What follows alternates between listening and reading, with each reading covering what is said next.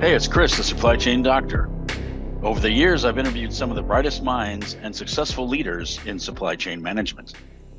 In May 2020, I sat down with supply chain leader Ken Ackerman to learn more about him and collect a little supply chain management history. After the interview, Ken told me about a similar interview he had with Dr. Jim Stock many years prior, and the related work Dr. Stock did. In November 2020, I was able to catch up with Dr. Stock to learn about him and his work. As an academic in the world of transportation, logistics, and what we now call supply chain management, Jim was well connected to many of the original academic thought leaders in the space. Jim did interviews with many of these thought leaders and shared them with me. The list includes Ken Ackerman, Don Bowersox, James Haskett, Bud Lalonde, John Langley Jr., Tom Menser, Tom Spee, and Daniel Wren. To carry on the great work started by Dr. Jim Stock, I'm dusting off these interviews and bringing them to you to help you get a better understanding of supply chain management and hopefully become a more effective supply chain professional. I've been very blessed in terms of what I've been able to experience in my life. Is there anything you would do differently? Even though you had a good life, are there some things you would do differently?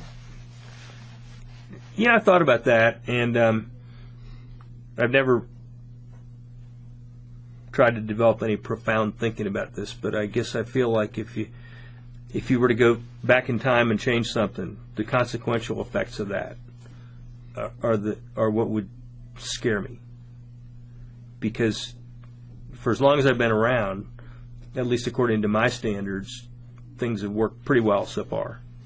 Because there are things that, if you could adjust here and there, sure. I mean, decisions you made, if I go back and make a different decision, But then if part of the deal with going back and changing something is you have to open yourself up to the possibility you may have other consequences that would be impacted, how would they say it? There is no way I would go back and change anything.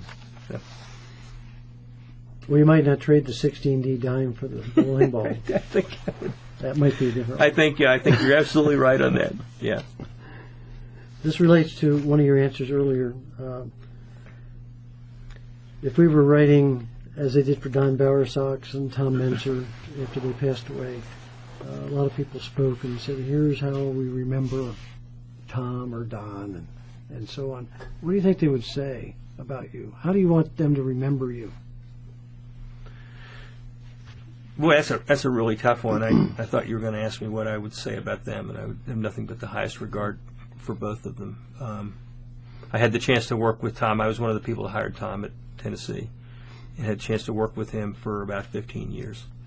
I can't say that he and I always agreed on everything or that we had the same perspectives on issues, but I have a great amount of respect for him.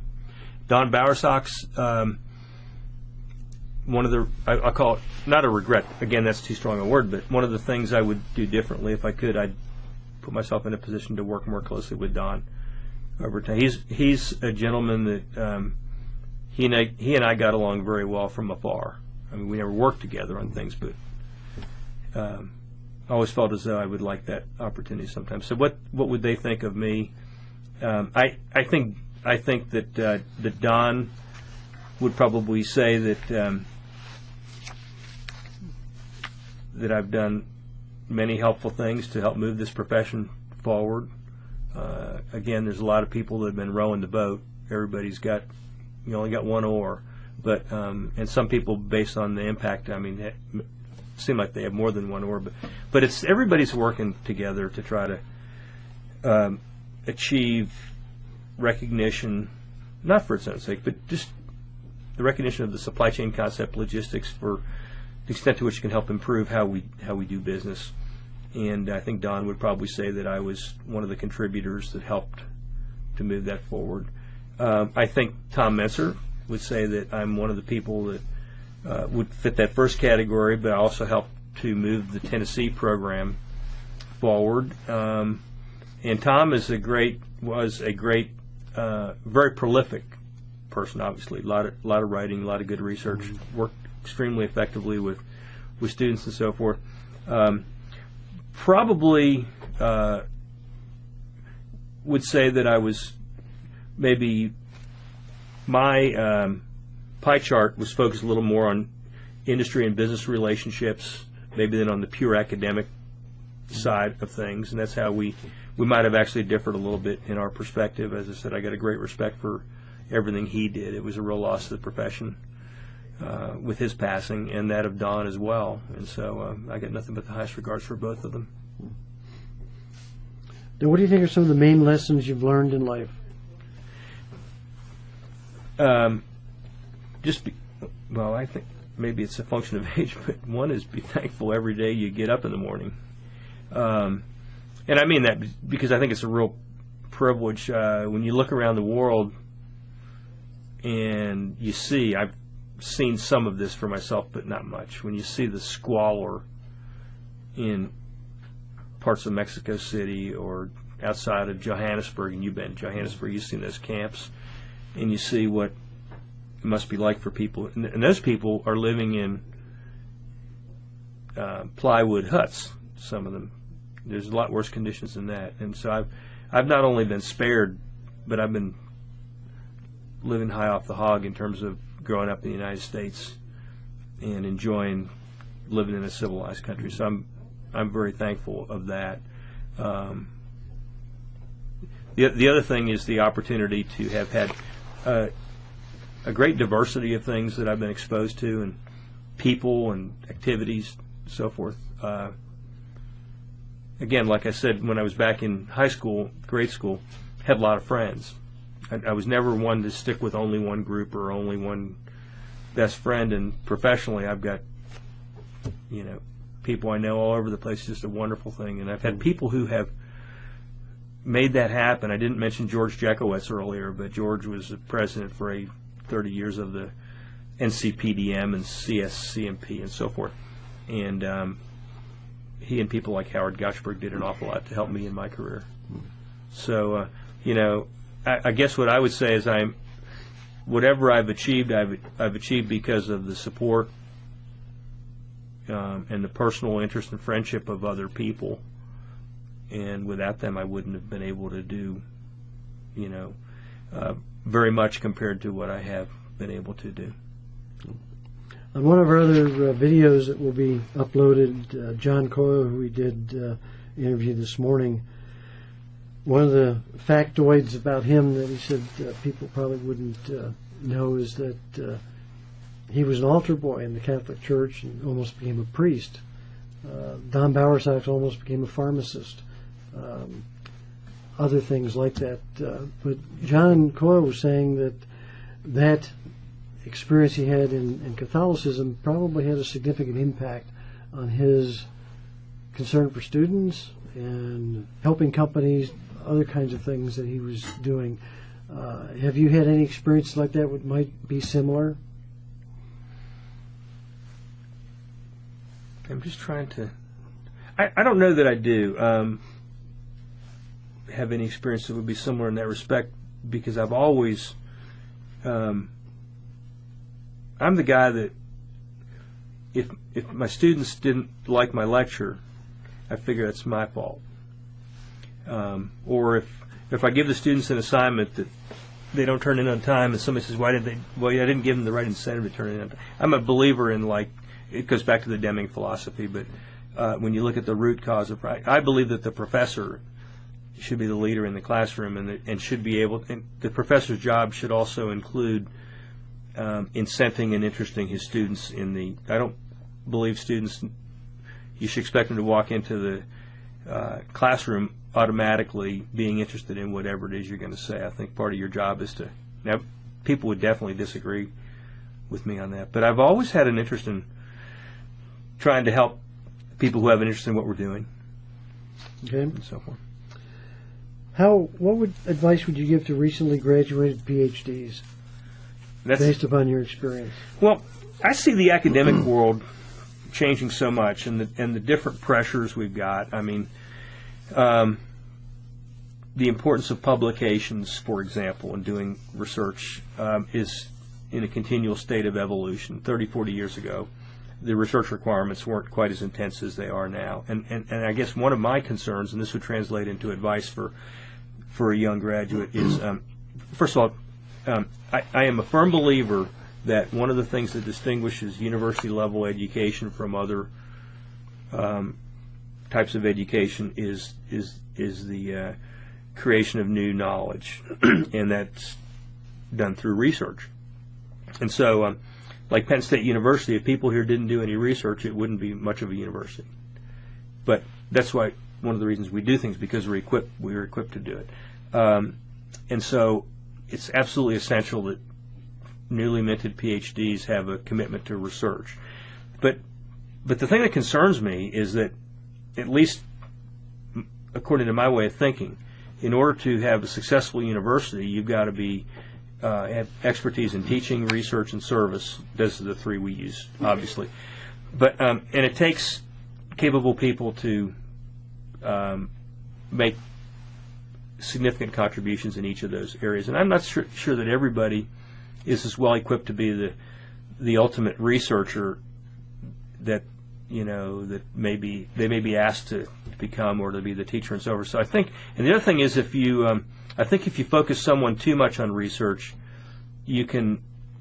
I've seen this happen. I mean, you can ruin a perfectly good person who may be more well-rounded by confining their accountabilities so intensely on research that by the time they have met the mark and been promoted and tenured in research, based on their research accomplishments, which is a necessary condition usually,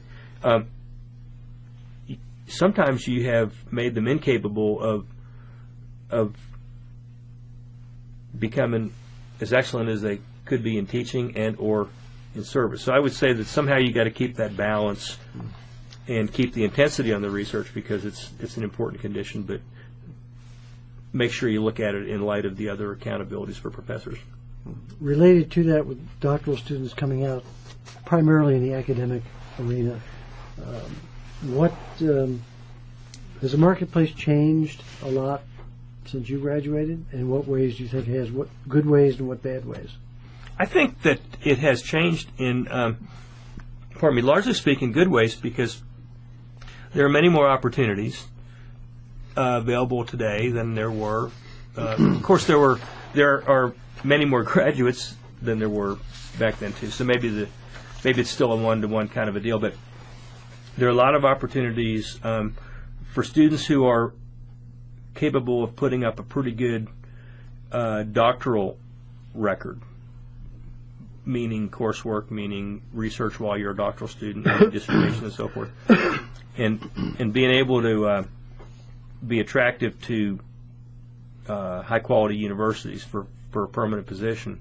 They have some choices, and they can, I think, do a pretty good job of matching their own skills, abilities, and interests and so forth with what's going on, because all the universities are different.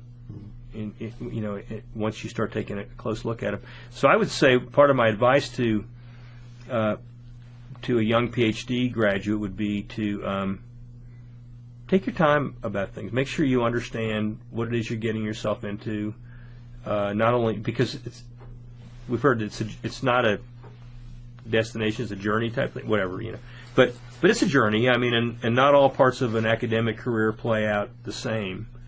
And just make sure that at an early stage you try to get your arms around the direction you want to go in, although you have to be open to new ideas that will come up and so forth. You can't say on day one of your first job, I know what the next 30 years are going to look like, because there's no way that can happen. But to be open to new ideas, but also be able to have kind of a direction you're going to follow, and to the extent possible, when you ask questions like, what does it take to get promoted? What does it take to get tenured? To get the best possible answers to those questions. I think most answers to those questions are not. There's some version of, well, here are our standards, and we'll see when you get near that point whether you meet them. And I think, the more definite we can be, the better. Well, John, let me ask you. The questions thus far have been sort of standard to all of the people we've interviewed. Let's ask you some specific questions for John Langley, okay, which are unique to you. You've been at 3 universities over your career. We talked about that. And one of the things that you mentioned briefly, but you might want to talk about more specifically, how do you get a balance between teaching, research, and service? What is because we know universities are different. Yeah. Some place more emphasis on research, some place more emphasis on teaching and so forth. And should they be of equal importance, or should research, as it is at many places, still be the dominant factor? Well, if I go back for just a moment to what I started to say a few moments ago was regarding the different pressures universities are facing and so forth. Pennsylvania State University, less than 10% of the funding comes from the state of Pennsylvania.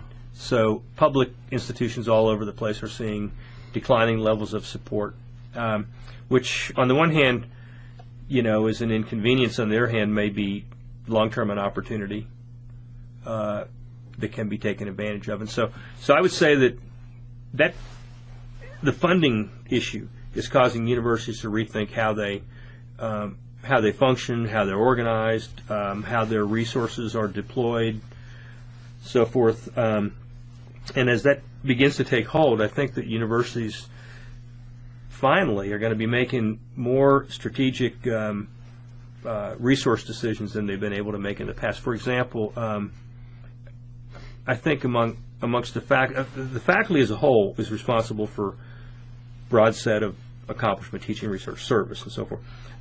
The assumption that everyone on the faculty should contribute equally to all 3 of those, I think, is a faulty assumption. If for no other reason than you find some people are better at teaching than research than service and so forth.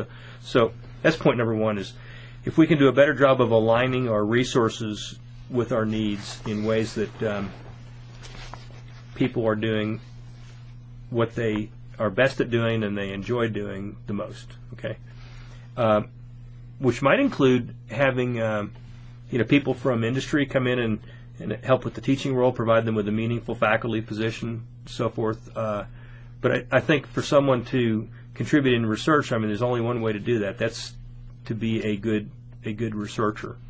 And so I think it's going to be important to have at least enough people who are capable, competent in the research activity, and end up representing the university as well as possible in that, so that the university can be viewed as a source of good research. But to say that everyone needs to participate, then you get into the issues of, the idea of what kind of a position could you have if you're not a research track person, and that. So lots of details to be worked out, but tough choices. Tough choices. One of the things that we've sort of touched on, at least tangentially, is you've been involved in business organizations. You've done consulting. You have been on directorships with different companies. How do those activities align with the academic responsibilities of a faculty member? Well, they align in a number of different ways, in the sense that, first of all, they help to create, and not just for myself, but anyone else who's involved with industry in some way, it helps to provide some real-life perspective on what we're teaching. And by that I mean people who are aware of the functioning of after all, we are a school of business administration. And so it's important that people who are representing themselves as professors in business administration have some knowledge of how businesses actually function.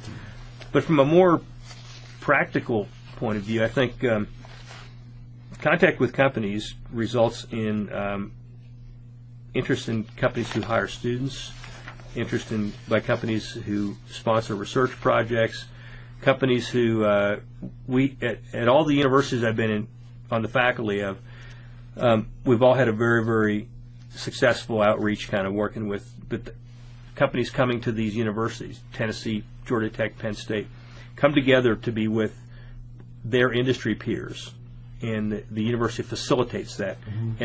And the rationale is kind of different. Penn State, Tennessee, one of the major attractions for companies is access to the high-quality students that we have here.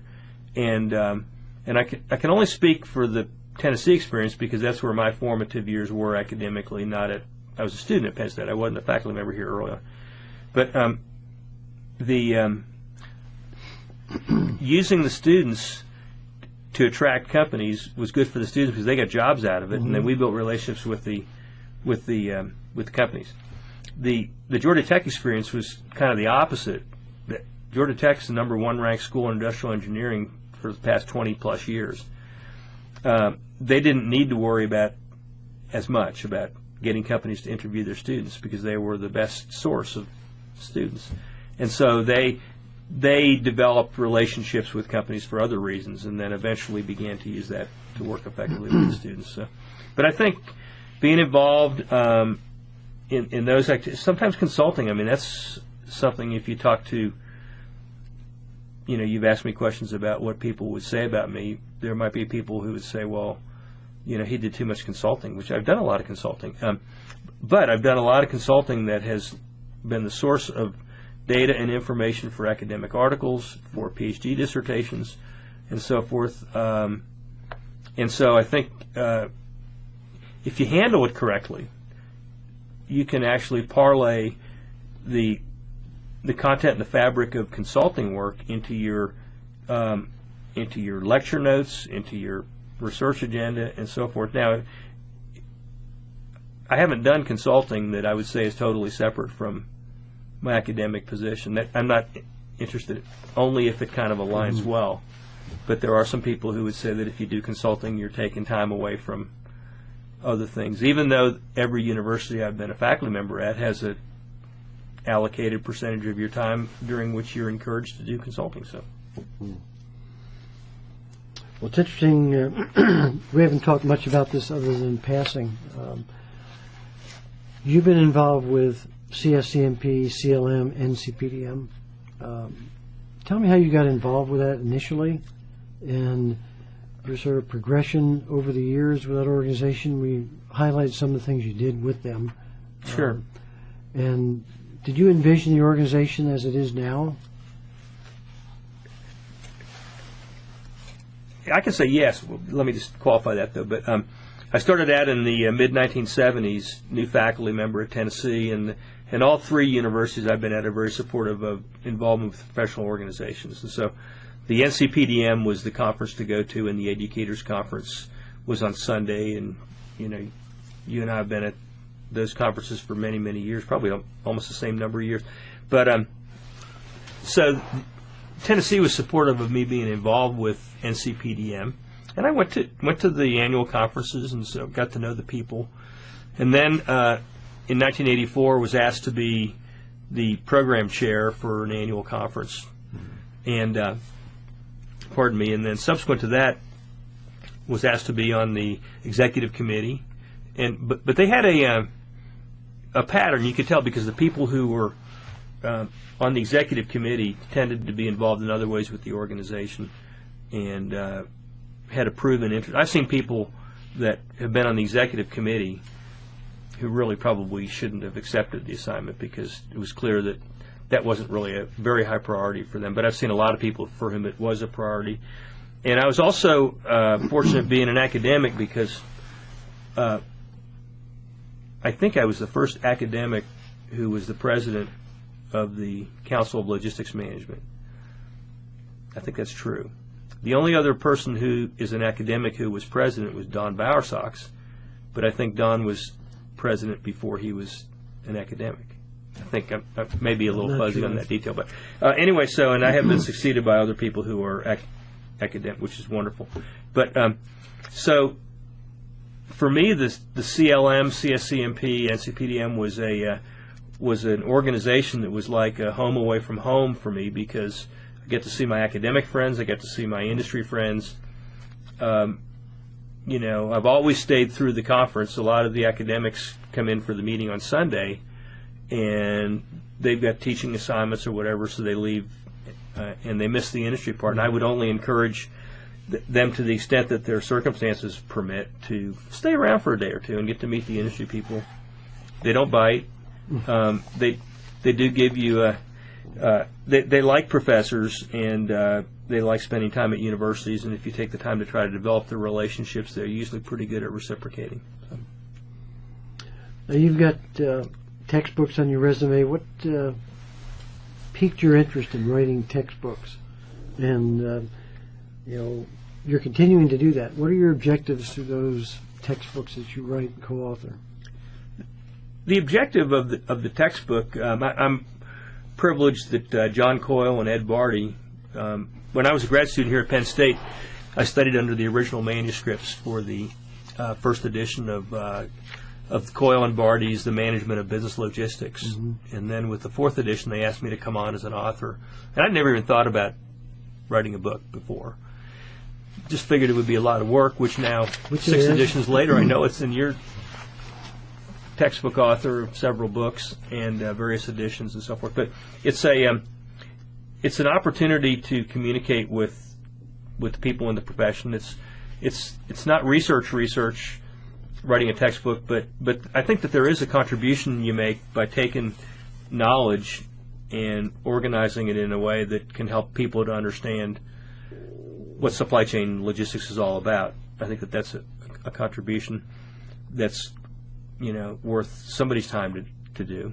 I also had the chance to travel extensively around the world on various things, and it's not unusual. I'll go to somewhere, Singapore or Europe or somewhere, and someone will pull a copy of our book off the shelf, and it's just a reminder how many different people you can touch by what it is you write and so forth. I can assure you, if you're writing a logistics book, we earn royalties, but they don't change your standard of living for sure.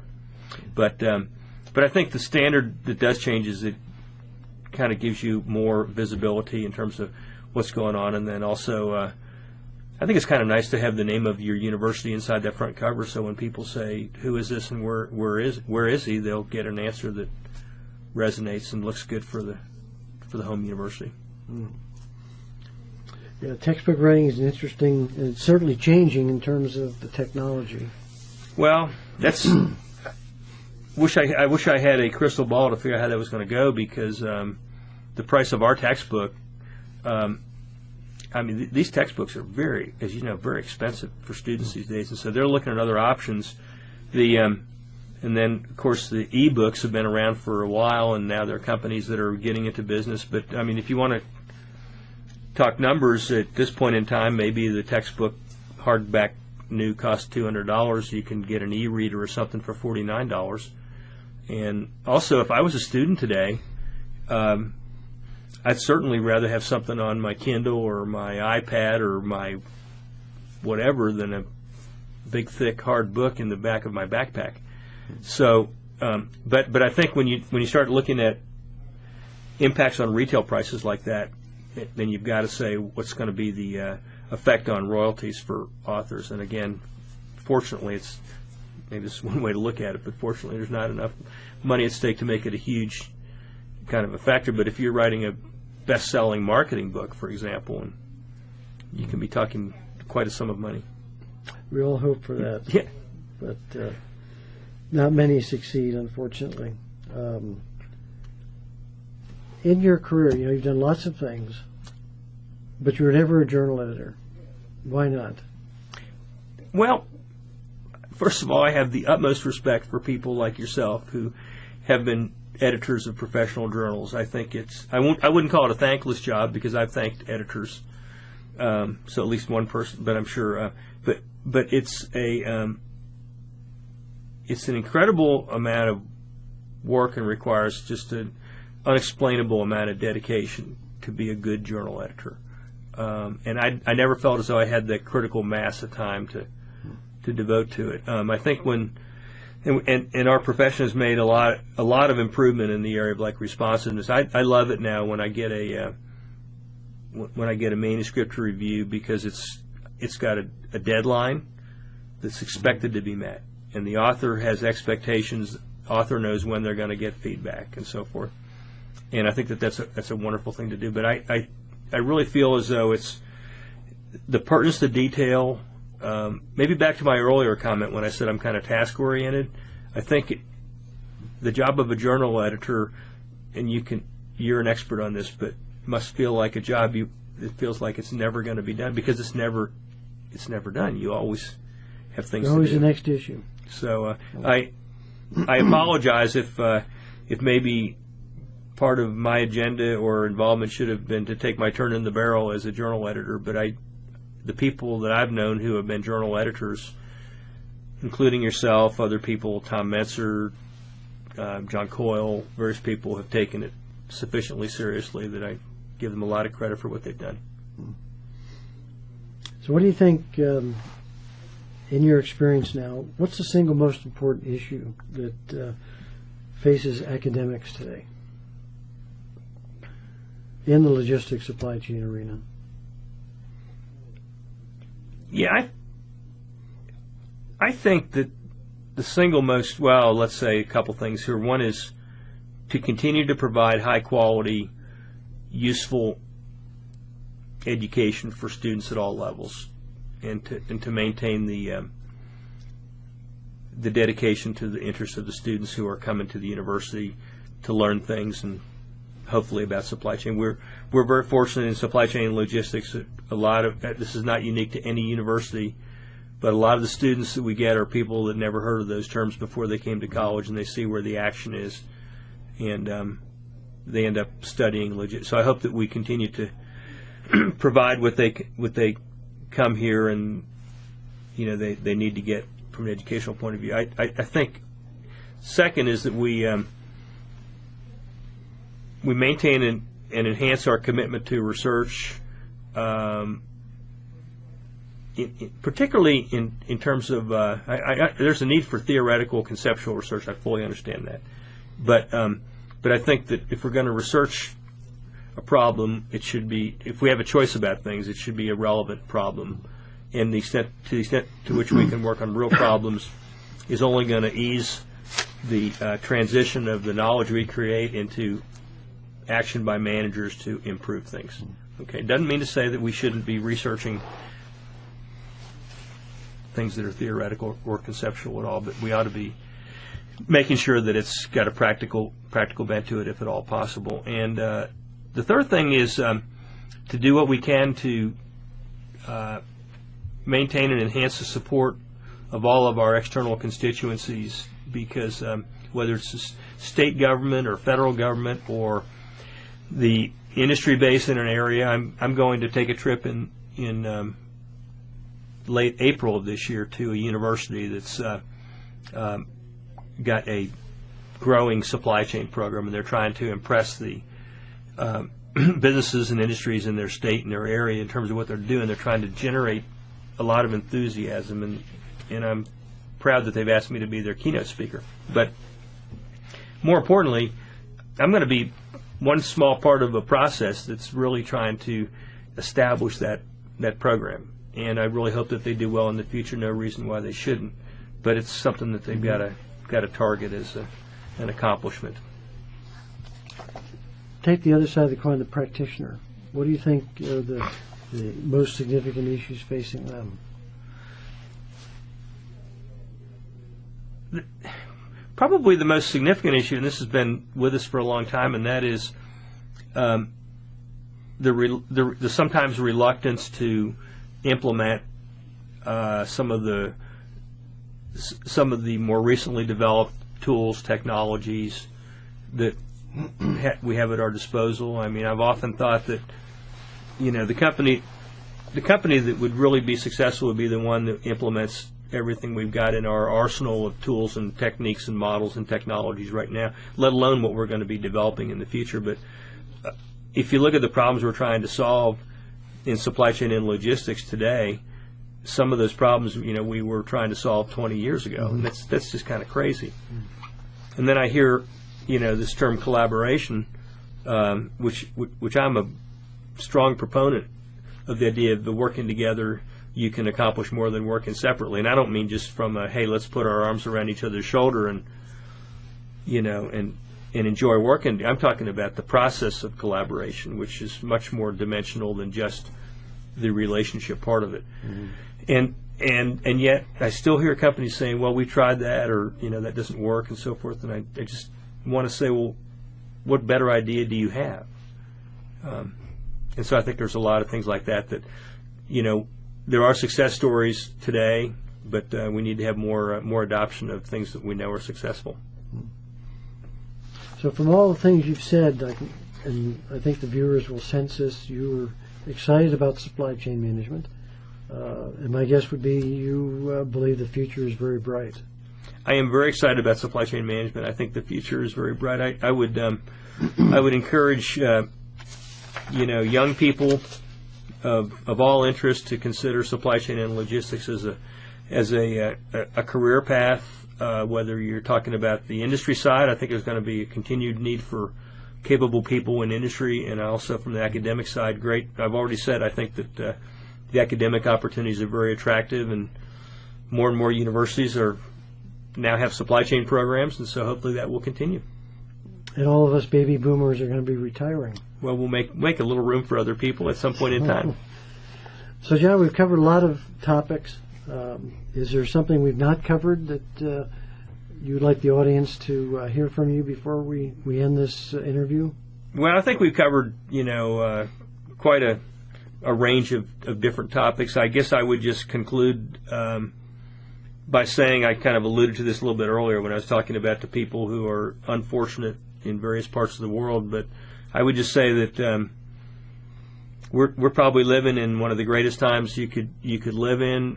Certainly not without its challenges. We all have things we'd like to change a little bit or a lot if we could do it, but by and large we're all very fortunate to be in the positions we are and to be talking about the kinds of topics, issues that Jim and I have been talking about for the past while. And so I would just say to keep that in mind every day, and be thankful for what we've got, and be thankful that we have this opportunity to continue to contribute to the development of a profession that I think is well worth it and is headed in the right direction. The Supply Chain Doctor interviews thought leaders and visionaries who have had an impact on the field of supply chain management, shares professional development concepts for practitioners, and investigates current and future trends in the industry. Interested in sponsoring this show to help you get your message out? Send a note to chris@thescdr.com. We can also help with world-class supply chain education and workshops for you and your team. Thanks for listening.